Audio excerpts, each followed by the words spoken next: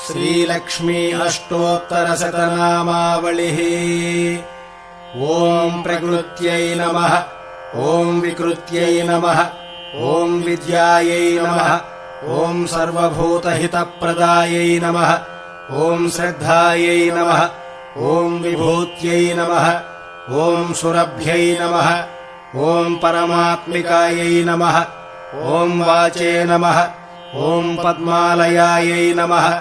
ॐ पद्मायै नमः। ॐ शुच्यै नमः। ॐ स्वाहायै नमः। ॐ स्वधायै नमः। ॐ सुधायै नमः। ॐ धन्यायै नमः। ॐ हिरण्मय्यै नमः। ॐ लक्ष्म्यै नमः। ॐ नित्यपुष्टायै नमः।